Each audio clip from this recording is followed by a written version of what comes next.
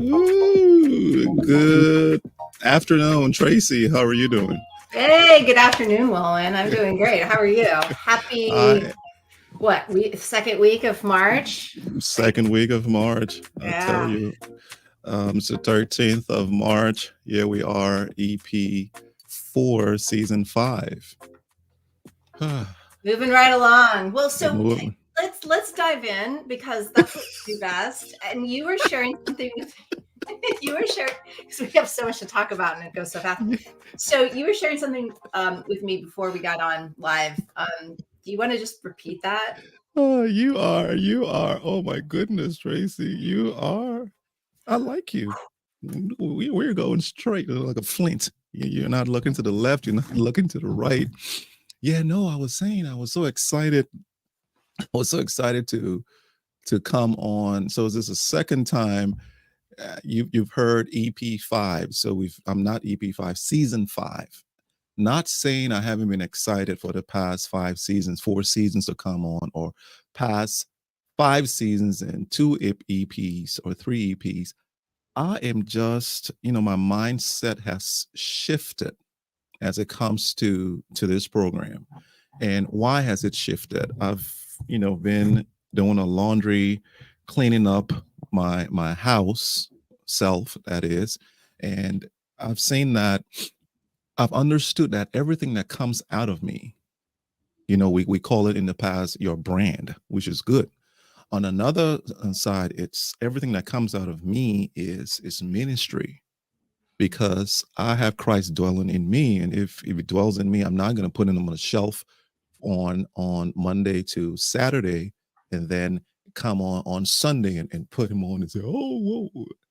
No, he's in me. Everything that comes out of my hands, everything that I create, that he allows me to create, is ministry. So a couple hours ago, in fact, 2 or 3 days ago, I'm going, okay, God, what's going on? And I'm like, eavesdrop is coming on, and it's ministry. I can't wait to get on there, because the mindset has shifted. My perspective has shifted. It's shifted to a point where, even though we said it's eavesdrops in a moment, we don't plan the topics. I still had the burden of, oh, what are we going to talk about? What are we going to speak about? But in this moment, I am free of even thinking what we're going to think about, even though I know what the space is, what the sandbox is. What I know now is it's not for me. It's not even for you. It's to the glory of God that he's given us the gift of gab to come here and hold space. So when you came in earlier in the green room, we're there going, hey, I'm like, girl, I'm excited, Traci. I just can't wait. And then strangely, this is why we're doing this. Then you said, Wulwyn, you need to say that because that's when you came in and said, something happened recently, just now, a few seconds ago, that I'm going to ask you. So go ahead, Traci. Sorry, I keep putting myself on mute because just as we started too, so did my cleaners. So they've got their own in the moment stuff that they're doing.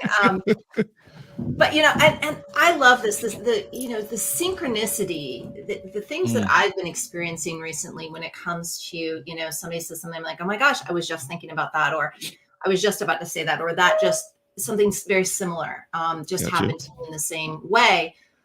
That's been happening a lot more. I mean, that's actually more common than not in my life these days. And so of course I got super excited, but I've been feeling butterflies in my stomach now for the last week. And there's nothing necessarily that I can pinpoint this as, I have some upcoming things that I'm excited about, but it's just this natural feeling of something's coming.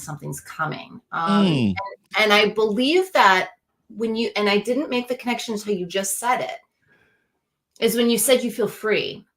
And I believe that the burden, this concept of burden freedom, that when we feel that, it reminds me again of, I've said this a million times, one of my favorite quotes, man plans, God laughs, is this idea of you don't need to burden yourself with the details. You don't need to burden as much as you've thought, man, woman, that it is your job.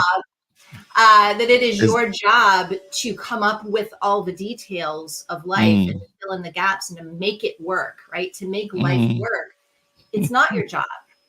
Your job is to show up in the glory of how I created you to show up. Yeah. And that's more about you getting to know you getting to know what those value points that I instilled within you are, you understanding, how you are here, not just for yourself, but for the good of all.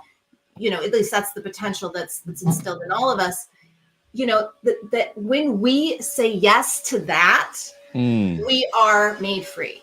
We are unburdened from the characteristic conditioning that it's up to us. Like if it is to be, it's up to me. And we are then reclaiming that truth that no, that's not true. That what is up to us is understanding who we are, right? It goes all the way back to Pythagoras. Pythagoras once said, man, know thyself, and thou shalt know the universe and God. And that is the key, right? The key is in me. The key is in you. The key is in each of us. And it makes me realize why I'm so driven to do the work I do, because that's precisely what I've felt for so long. And finding the right, I've been in my ego trying to find out, how do I couch the language so that it's understood in leadership and I'm not seen as some weirdo. And that it's just, and then it's like, I don't even care. Like, this is just truly about showing up as is, and those who are ready. And again, it's not even about judgment of if people don't understand. If they don't understand that I'm not for them, or they're not ready, or whatever, fill in the gap, like give whatever meaning you want. It's not even about that. It's literally about having the courage, the wisdom, and the gentleness within us to allow ourselves to bloom forward, and to have it all, to have all that we were allowed to give. I mean, it's in us, right? It's already in our DNA, if we just allow it to be and get out of our heads. So so 2 minutes before I went on, I was texting with a friend and past client and now business resource partner of mine. And I recently connected her with some people, and she decided not to accept the opportunity that was being presented. And her reasoning was that they wanted to put her in another position that she didn't want, that she didn't feel she was here to truly perform within, right? Like she kind of is being called to where she knows she's going to be of greatest value. And this was not that. And Correct. although it would have been, a nice experience and she would have had value, she is being true to and advocating for where she feels she's being called to. Yep. And she said something to me, and then she says, oh, and by the way, I had a thought about you, and she shared that thought. And I said, well, this is precisely what she's like, how do we get your word out? Like, how do we get your message out? I was sharing with her something she was in response to something she shared. And I said, that's precisely one of the things I'm going to bring up in my upcoming talk next week. Mm-hmm. She says, how do we get that word out? That is such an important message. And I said, that's why I do Eavesdrop, is because I'm not the person that can go on LinkedIn and plan, do a LinkedIn, Correct. 5 minute, or not even 5 minute, 30-second, little blip. She's like, we need to get you, doing leadership tips and strategies, on LinkedIn. Yeah. And I'm not a person that plans for that. Mm-hmm. What I plan for is to show up in these things. And I said, if we can find a way for me to be captured when I'm doing what I'm naturally inclined to do, which, I'm not a self-promoter, it's not in my design. And that's not a cop-out. A lot of people go, oh yeah, that's it's not in my design. My design is to just show up and be and generate. It's not to try to pull that to me. It's to attract it. And it's only if it's attractive to other people, right? So it's not my job to figure out if you're supposed to be attractive to what I'm saying or attracted to what I'm saying. It's not my job to be attractive to you. My job is to be, and you're either going to be attracted to what I'm saying or you're not. And so that energetic imprint, and just saying, I'm going to be the lighthouse, or I'm going to be whatever analogy you want to use. I'm going to just be in the world. And it's up to you to decide whether that's attractive to you, right? Just as I decide what's attractive to me. But I'm not here to convince, cajole, coerce, or whatever the top marketing strategy is to get you to notice me, right? That's not my job. And so, because it feels very burdensome, to your point. Yeah, I'm sorry. Go ahead. I'm sorry. That's it. That's okay. But yeah, well, we had just been texting about that, and then you said what you said, and it, I made that connection that this is what freedom feels like. And I talk about it I'm sorry, I totally went off on another tangent, but it suddenly just dropped in why this leadership development model that I created, like, it's another layer of that, is that on the first two stages, awareness and engagement, are about doing, because that's what we meet ourselves and others where they're at, and we've been conditioned to be human doers, not human beings. And so we're focused very much on what we need to do. So the things we need to do are to become more aware of ourselves and to engage with that awareness. Because when we do, we're able to factor out what's true for us and what isn't true, right? Decondition ourselves from the generalized conditioning that we've been given. And then we go through the sorting hat phase, right? Like in Harry Potter, where we figure out what's true for us, right? And as we go through that birthing canal of putting aside the conditioning that doesn't serve us and taking up and reclaiming what is true for us, on the other side of the wheel, the last two stages, at least what I refer to them as, is ownership and sovereignty. What's another word for sovereignty? Freedom. Really? I mean, sovereignty a lot of times is seen as rulership, mastery, but it's also a word for freedom. When we become sovereign, we become free to be who we are. Correct. And those two stages are about being. When we can stop thinking we're here to be, we can then be, and then do the things that are in alignment with that being. Then we are free to not feel like we have to jump through hoops and prove ourselves and all of that. We simply allow ourselves to stop trying to prove and just simply be. And that is true freedom. Gotcha. As you were speaking, prior to this, prior to the program, I'm thinking about Eavesdrop, and it was an announcement I wanted to make, and it falls in line with this. So if you're, ladies and gentlemen, the announcements. When you are, we have now done the chapter, main points within Eavesdrop on YouTube, where we timestamp them. And if it's something that's attractive to you, just stick those timestamps and copy and paste it into where, if it resounds, if it makes you go, yeah, and which means your core crew, your network, because we're all similar, not particularly identical. We're all similar. If it resounds with you, just copy that short and shoot it on your social media platform. 1, 2, subscribe. The third is, if you can, we've allowed folks to go in our YouTube channel to create shorts. So create your own short of whatever you feel like creating and put it out there. So we've given the power to you to go ahead and brand and do whatever you feel that needs to be shared in your network. Second thing is, as you were talking, intentional living. It's, I think, it's what I would summarize the beginning of this conversation and what you said. When we become intentional in our living, and I think you always say human being, right? Being in the present. When we become intentional, it's you really, what your friend stated, that I'm not going to go in that route because that's not what I need. That's not what I want. Recently, someone got on LinkedIn and said, "Hey, I want to meet." I'm like, okay. I clicked it. Yes.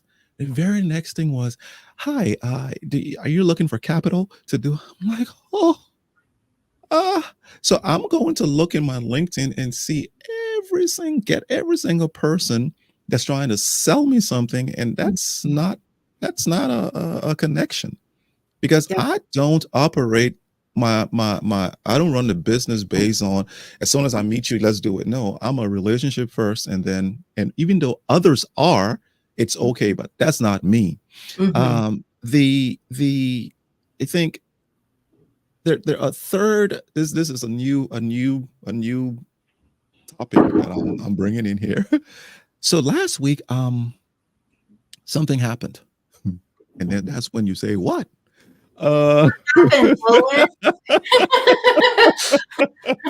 I know you're going to tell me, but I'll ask the question. I know. What happened, Wulwyn? Hey, eavesdroppers, I see you on there. You're silent. Please. The reason why we're doing this is for you to come in and share, state, give us. You just might, your comment just might become the topic in this conversation. Or listen, it's okay, because some people absorb, right? They come here true. to absorb. So that's really what eavesdrop means. It means like you're sitting there listening, right? So it's okay. You don't have to say anything, but we would love for you to say something if you feel inclined. Ellipsis, click, dot, send. We'll get it. But anyway, I'm sitting down, and this is a person that I do for, right? Just do it. A friend that I'm doing, and I'm not doing because I want thank you or anything from there. Turns out that the person came back and said, "Well, the rule is this. The rule is this. You can't go against the rule." And I go, "Rule? Where did the rule come from?" "Oh, we didn't you remember we made the rule in the beginning?" I'm like, "Oh yeah." I said, yeah. I said, "Well, you know what? If I go by rules with you in our relationship, gosh, it's not going to flow with love. It's just going to be ruleful." And she looked and said, well, but then why did we create the rules? I said, well, I think there were guidelines in the beginning so that we were flowing in a particular way, but we've come to a place where grace and mercy and love has taken over the rules. We just respect each other, and in our respect, we know we can't. If something's there, we can move it and not have to wait for you to do it. So she goes, well, Okay, I see. But this person went on and complained for roughly 15 minutes. Just 15 minutes, 15 minutes. And it wasn't complaining to me. I was in the area where I was hearing the conversation. So I go, gosh, um, why are you complaining? Long story short, I'm driving. So I got really, really upset. I'm driving and I'm having a conversation with God, and the Holy Spirit tells me, it says, Wulwyn, that's how God sees your complaining. I go, what are you saying? It says, when you complain, you're saying the plan I have for you isn't the plan that God has in store for me. I'm not okay with it. I want to add, I want to do mine. I want to go through the process of changing it. The preparation that we're going through, we are. I don't want this preparation. This preparation is too long. I want to wait. I want to do it now. Mm. Long story short, I go, okay, I get it. From the person's complaints and murmuring, it just hit me that I have vowed, Traci, to not complain and murmur about anything going on in my life. Mm-hmm. Reason being that all these things that are the murmuring of the person, I have to be mature to ignore it. I can listen to it because in complaints, there are certain ways that you can bring a complaint or criticism. Criticism is different from complaint, that is. I've got to be clear on that. When someone brings it, I can still listen and decipher and get, but our murmurings and our complaints allows us to sit and mope versus when the situation arises, I can look and see how am I built to fix this? Because it's coming to me for a reason where I can then go and say, I have a fix. So that's my quib on what happened last week. And I didn't plan to share, but as you were saying, as you were speaking, I heard your word courage, gentleness. That was just picking up in my spirit. I'm like, that's the place to be, a place of rest, a Mm-hmm. place that I can just rest and wait. And waiting doesn't mean not working. So I'll punt it back to you. Yeah. Well, no, and I appreciate you sharing that. I mean, this is where the juice is, right? Is in our personal experiences, because we can speak to those. We can't speak to other people's experience. I mean, we can, but like, we speak better to our own experiences. Well, and and you and I recently had a conversation very similar to that, where it was like, okay, if we're going to show up for this show, we need to have, we need to stay on track. We sure did.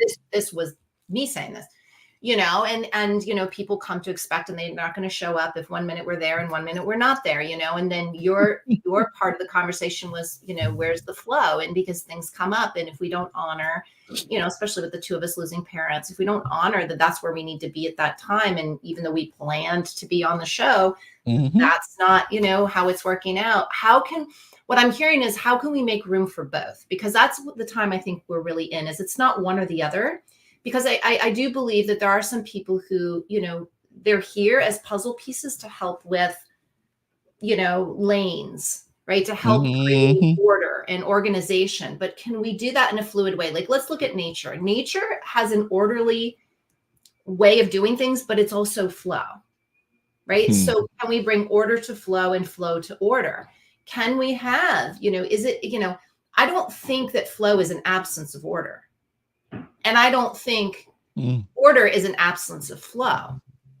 I think it depends on how we approach it and think about it, right? And so if we're finding that we want both, then it becomes a question of saying, how do we need to be? Not what do we need to do, but how do we need to be? That's what I'm hearing you talk about in your story. How do I need to be in order for flow and order to be a reality in my life? Right? Because we do still live in this reality that is, we still need to pay bills. We still need to, show up for work. All these things. And so, and this is the question I get oftentimes from clients. Like, you talk about being, but like, it feels to me like if I'm being, I'm just sitting there doing nothing. I'm like, no, That's not it at all, right? It's a state and mindset. Sad facts. And it's a focus. Yep. Right. And so again, it's not about how can I do these things? How can I capture them? How can I capture and ensure that both order and flow is there? Again, we're not in control. It's how do I need to be so that my reality is open to and allowing for and supporting order and flow. And so that, and it feels very non-tangible for people, right? It feels very like, how do I do that? Again, it's not a question of doing, because we've been so deconditioned from this concept of being. We don't even know how to be anymore. We're doing it all the time. We're being, right? Otherwise we'd stop existing.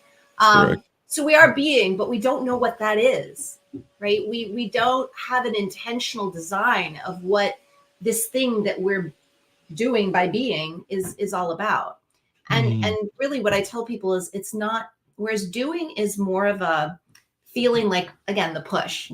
I'm in control. I have to. Being is more about allowing. Allowing the information to come in, allowing ourselves to consider things, allowing ourselves to draw the information in and not reflect it back out. I mean, reflect it back out, but not project it back out.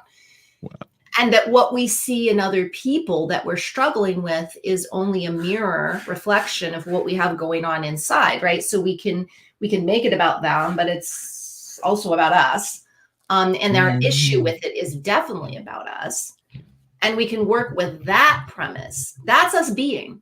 When we're going through that process of like considering, okay, this is a mirror of what's going on. That's all we're being. We're being with ourselves. We're being with the truth of ourselves. We're being with the opportunities that we're being offered. We're being with it. And we're deciding based on that state of being what we want to do, as opposed to what do I need to do so that I can be considered a successful man or woman, so I can be considered a good husband or wife, so I can be, right? That it's what do I need to do out here in order to be considered? And again, being considered is just about the outside world. It's to be considered by others. Is if others see me as, then I am. So what we're living through is a reflection of ourselves, not ourselves. Ooh. Right? We are living to be a reflection of ourselves, right? Because if we think about it, it's always about the outside world. If the outside world thinks I'm successful, then I'm successful. If the outside world, when I'm if things are problems about the outside world, is what's being done to me. I am literally in my life living as a reflection of myself in that regard. Wow. You, Verlin and I have been speaking about being water. and which we're mostly made up of, apparently. There you go. And guess what? Because we're made out of that tells us that when we hit obstructions and obstacles and hindrances, be water. I mean, you're 70%, right? Made out of water, as you said. And the flow and again, you were talking about flow and order. I'm going, oh my goodness, this is resonating with me, because what does water do when water hits a rock or an obstruction, right? Yeah. When it hits this obstacle, a hindrance, or whatever that's in it keeps hitting, and then it finds a way. It finds a way. It finds a way around it. If it doesn't find a way around it, it finds a way over it. If it doesn't find a way through over it, sometimes it goes through it. That's what I was about. That it will wear it out. It will wear it out, and it will go through it. But it's be absorbed by it. It's not fighting itself. It's just flow. It keeps flowing. So when we engage and shut down, we're not being water. We're in a space where we're like, okay, what do I do now? Rather, you've already been given the resources. You've already been given it to operate. You were also talking about what you see in others, you reflect. And I said to him, as you were saying it, I said to myself, oh my goodness, someone could do a myriad of things in front of me, and I will not pick up certain things that they're doing. However, I will pick up a particular one. And the reason I'm picking up because that's the one I'm attracted to. Yeah. That's the one that I know about. So Yeah. every single time I see, this is there was this New York lawmaker, I believe, years ago, and he was so anti-pornography. I mean, he just kept banging on those people. I mean, I'm going against it.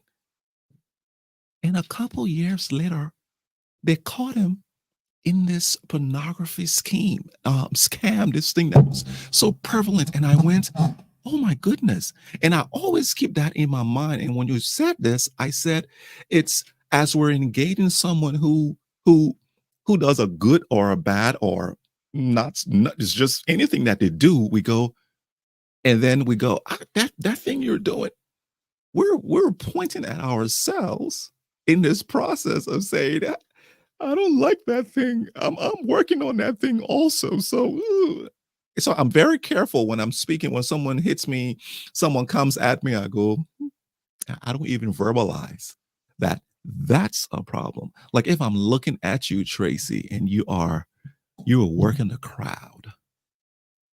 You're working the crowd, and I mean that's you. You're not fighting it. You're not rushing it. It's just you. You're flowing.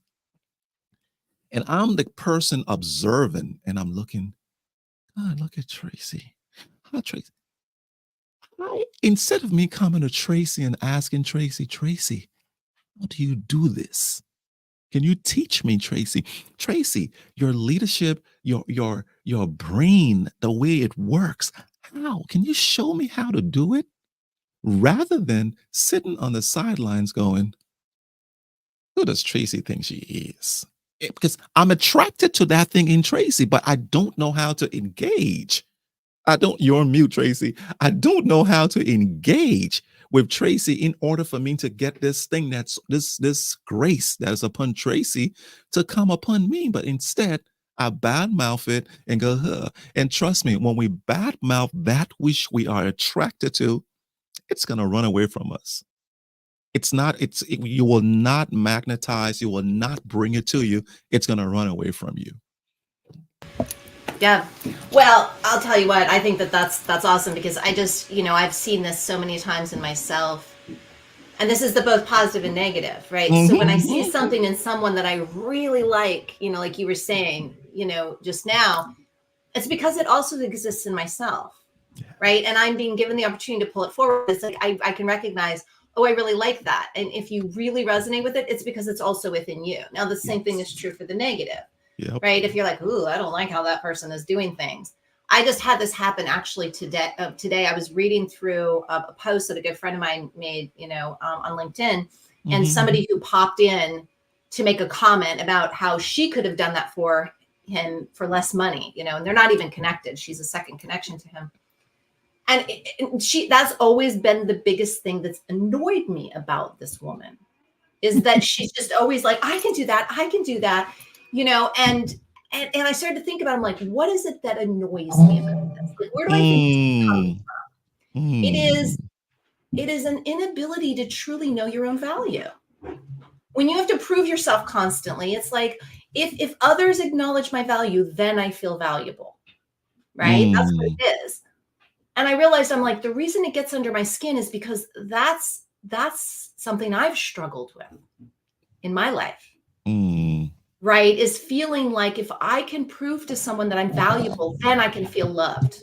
Then I can know that I really have that value. So she's a trigger for that thing that I've worked on so much in myself. I mean, I always tell people, like, what do you think I coach? But I can also pick it up in other people. Like you said, when people sit back there and they're looking and it's like, yeah, you have that thing too. I know. And I have compassion for you because I know what that feels like. Right? Yes. I can see that look on your face, like, who does she think she is? And blah, blah, blah. I'm like, I know what that is. And so I think that that's really important because it allows us to be not only humble to our own development and others' development, right? To be compassionate. It allows us to be humble to our own development and compassionate towards other people's development. where it's not about us. Like, again, that book, the Four Agreements, one of the things is don't take anything personally, because it's not about you. It's not about you, but it does have to do with you. Right? Like, you can learn from that too. Like I say, I always, when people look at me with funny looks, like, I know, sister, I know, brother, I know what that is. And God bless you, and may you figure it out. Because when you do, and not bless his heart, not the Southern. Correct. Not. Yeah. Yeah. I was about to say that. Which is funny, because if you're not in the South and you say bless your heart, it actually is a positive thing. Correct. So, but anyway, it's one of those things. It's like, yeah, may you figure that out, because in doing that, you will be able to find the richness within yourself. You'll be able to free yourself, from the bounds of what that does to you. Right. And may you find that peace. Right. And I know your struggle is showing that you have the opportunity to do that. And that makes me celebrate that. I know it's hard. So yeah, there it is. I love that book. The Four Agreements is fantastic. Yes. Wow. It's about our words. And I have oftentimes said, words, this is what I use to access people's soul, as it were, is their words. And what they put their word to. The people say, oh, I said that, I didn't mean it. I'm like, yes, you did. Yes. Oh my, I was just joking. Yes, you did. And it's okay. It's okay. It's a breadcrumb that's going to get you there. Trust me. But no, you've told me about this before, the Four Agreements. And as you were saying, I said, let me go and see, and, be impeccable with your word. That was a great graphic, by the way. That's probably the best graphic I found of that work. So wow. Power to you. That was a great graphic. Don't take anything personally. Don't make assumptions, and always do your best. Wow. I'm going to look at that. I'm going to keep looking at that. But and it's not just watch your word. Sorry, I just talked over you. It's not just watch your word or be aware of your word. It's be your word. Integrity. Be your word. The being, right? Embody your word. Wow. Whether you like it or not. Like, if you said it, take responsibility for it. And I think that's the key piece. And I'm really paying a lot of attention, because words are energy, and energy has impact. And goodness. I'm really becoming very aware of, and this is why I think we live in a society now that is super, super, super sensitive to language. It's not really about the things we're making it about. It's about the experience of becoming more sensitive to things, right? In general, not to be snowflakes, but to bring more sensitivity and to bring more presence to these things called language, and how we refer to things, and what, so when people get ruffled because they don't want to be called a he if they're a she, or a they, all of that, people can get so upset about, oh my God, they're making such a big deal about. I don't think it needs to be about the story as much as it's about being more sensitive. What is it that person is really asking for is not to make assumptions. Don't make assumption based on what you see. That's who I identify as.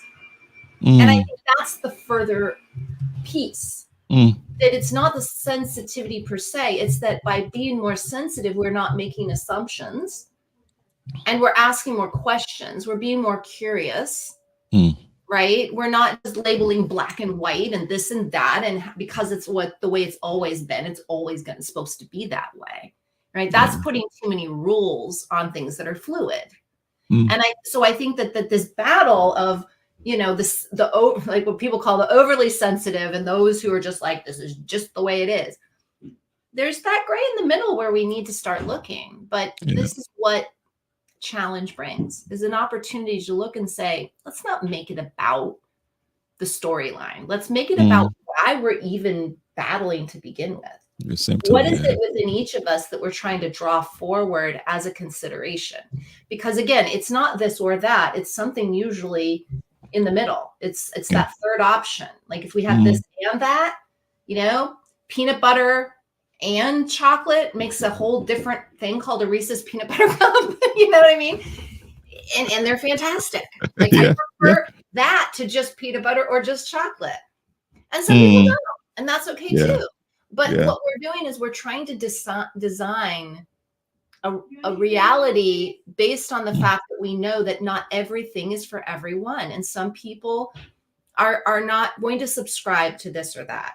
I personally want to have it all. Yeah. And I do believe it's within my capacity as a human being to have it all. Yeah. Yeah. Right? I really do believe that that's possible, but it hasn't been something that we've been taught how to do. So there's a certain matter of kind of finding our way through the dark, the uncertainty of how to do that. How do we claim this and that space for ourselves? Well, Gotcha. part of it is recognizing when we start to go by word and deed to this or that. Well, that's not really where we want to land. Right. And then finding our way somewhere in the middle. So one of the questions I wanted to ask you is you were talking about water as being water isn't always in flow. Sometimes it's frozen. But why is it frozen? Why does water freeze? Elements, external elements that change its properties.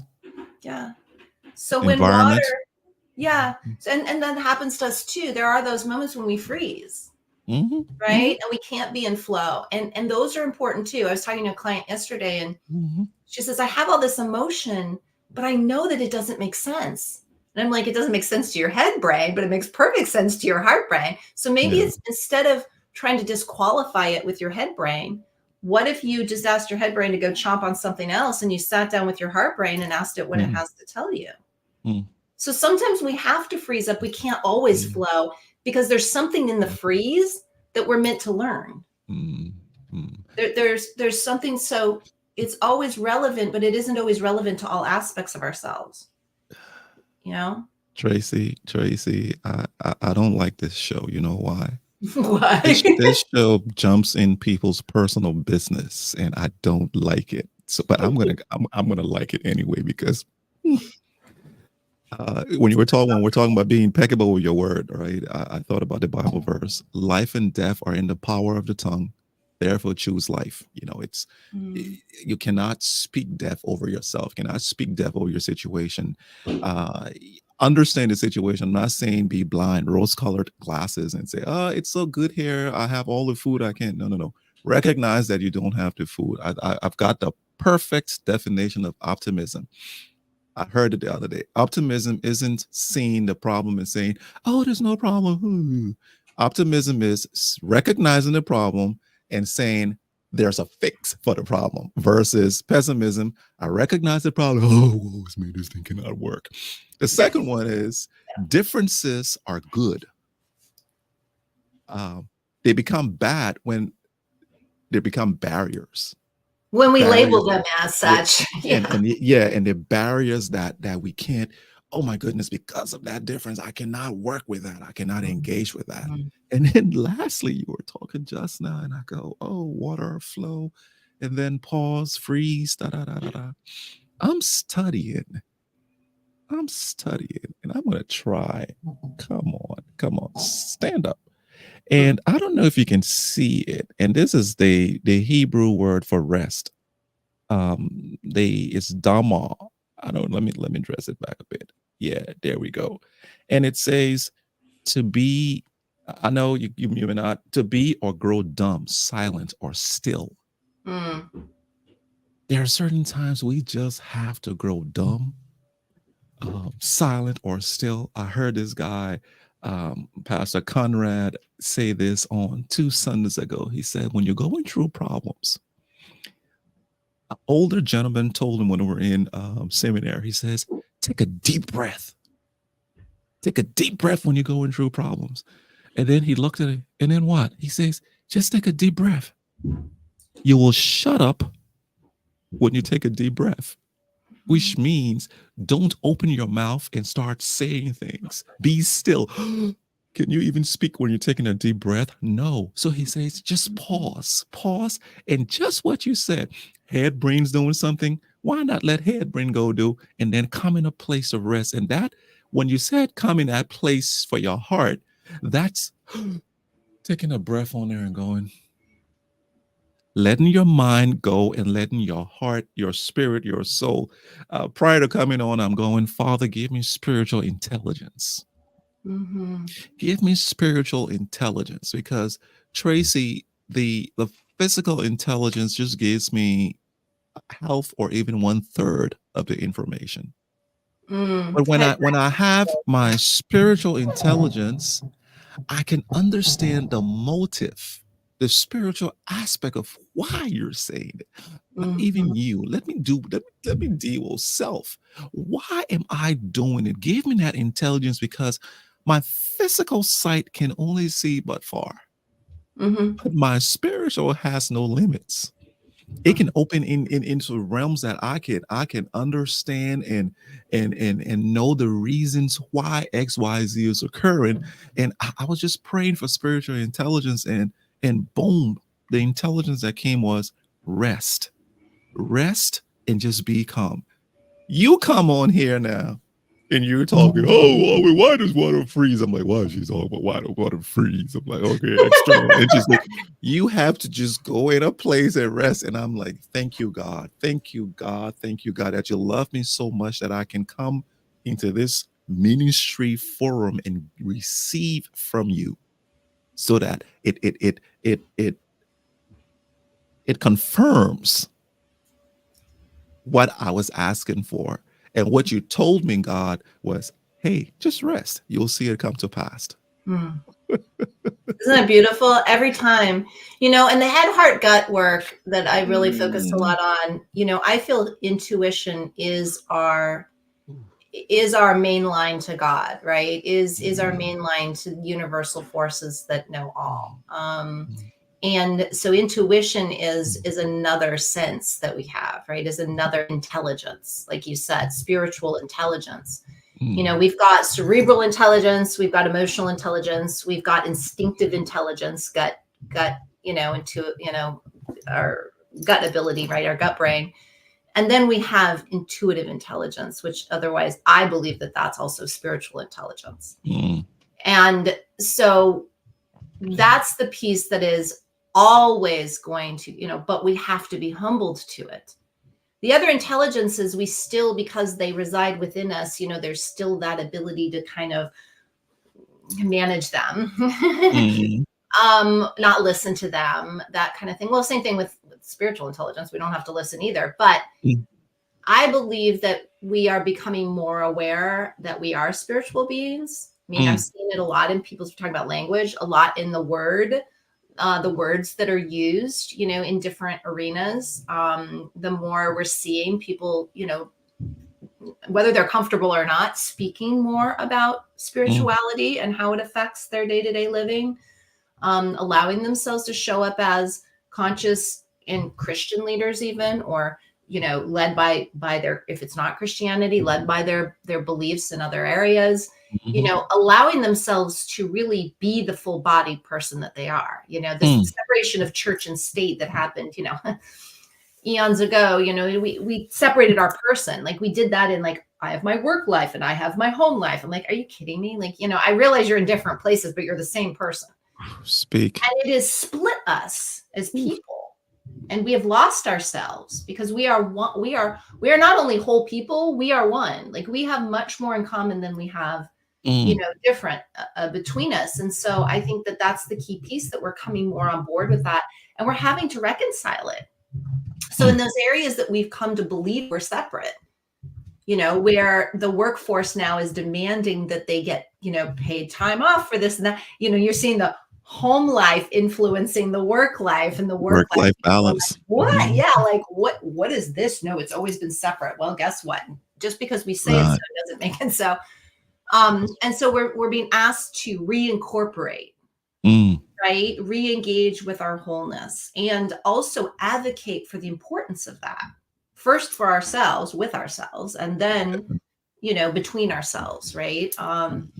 So I it's all good, but it also means that when we're in a time of transition, it's important what you just said about stepping back and breathing, when it's uncomfortable. It is uncomfortable. I mean, I used this analogy with my daughter the other day. I said, was it comfortable to give birth to you? No, I would not use that word in any stretch of the imagination. There was no comfortability about it at all. Yeah. But did I get a baby on the other side? Did I get you in my life? Did I get to bring you into the world in a really meaningful way? Yes. Could I have gotten it any other way? Could I have gotten that experience and the things I learned and all that in any other way? No. So breathe in. What do they tell a woman in labor to do? Breathe. Because that's all you really can do. Everything else does itself, right? Everything else takes care of itself, right? The only thing you can do in the interim with all that pain is to just breathe, right? Because if you stop breathing, no, everything's going south.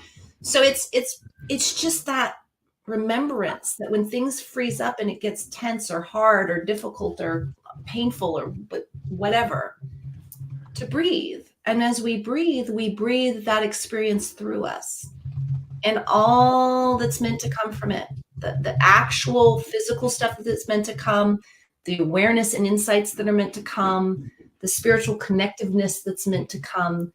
The other pieces is that all can happen to us. For us to really get the true benefit of it, we have to allow it to. And I realize in my life, I've bared down and gotten through a lot of things, but I didn't always allow it. So although I went through it, I didn't really get the grace and benefit from it. Because I was going through it, but I wasn't fully allowing it to impact me. I wasn't open completely to it. Wow. And that's what I'm looking to work on personally, is that even in the pain, that I'm open to allowing the situation to move through me and to move me, perhaps to a different place. Wow. You know, too much. Sorry. 9 minutes.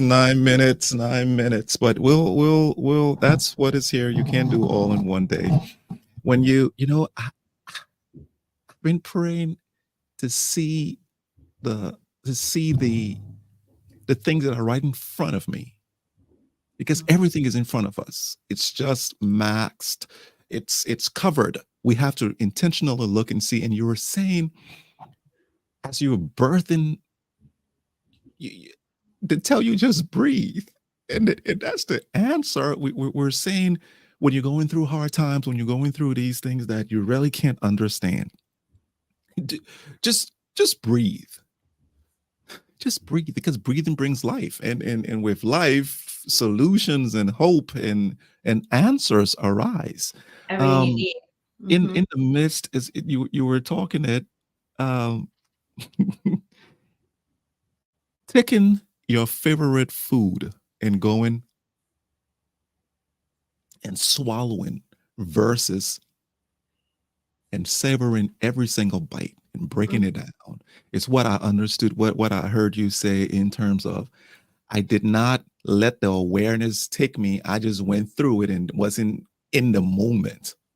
Whereas being in the moment and biting and tasting the celery and tasting that seasoning, I'm always amazed that the chef who he doesn't know what's in the food and they give it to him and he picks it and he says, a hint of celery, a hint of saffron. Like wine, they could do that with wine and like, a hint of this, a hint of that, and I go, oh wow, they have trained their palates to get, so we can also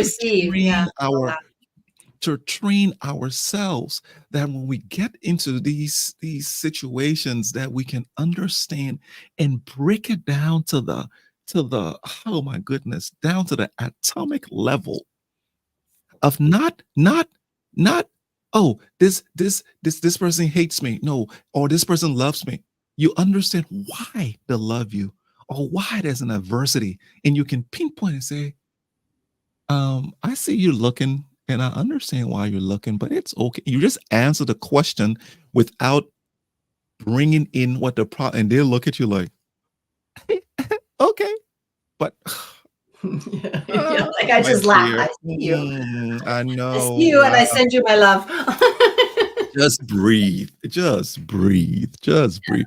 Traci, you look, you give dessert Gave the dessert, gave the wrap up. Just it's all you, dear. Take it home, sister. Take it home.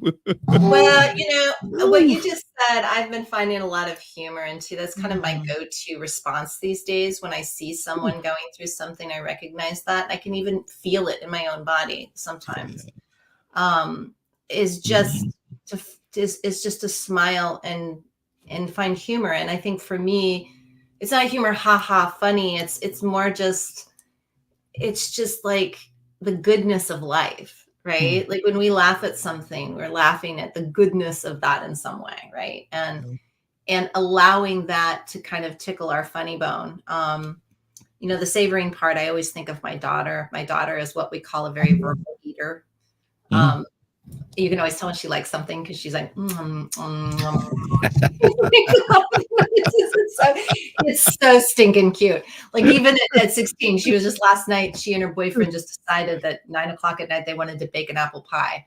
And so, she was eating some of the crumbs and, she's over there, and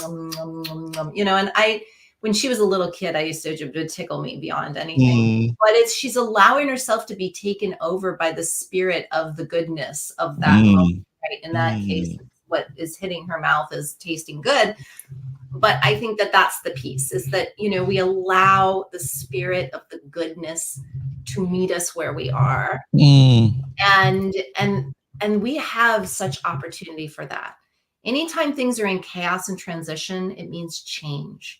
And we can look at the thing that we're clinging to, death grip, I don't want that to change, or we can grieve the loss of it. I'm feeling that still with my mom. I had a really tough weekend. And I called my brother and I said at the same time, because we're going through the, my mom's things and, where are things going to go? And what are we going to sell at the house and all that? And I was really struggling with it. I kept like that little kid in me, like, I don't want to. I want her stuff to be hers. I don't want to, separate it and figure out where to put it. And I honored that part of me, that was challenged with letting go and letting the change come over me, right?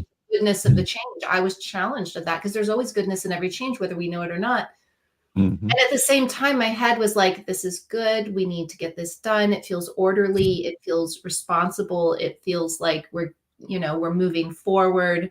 We're making room for another family to come in and enjoy the space, even though I was like, I don't want another family to, So I was trying to allow both sides of me to be honored. The part of me that wants to move into the new because I know there's goodness there. Yes. And the part of me that is resisting because there was goodness in how things were.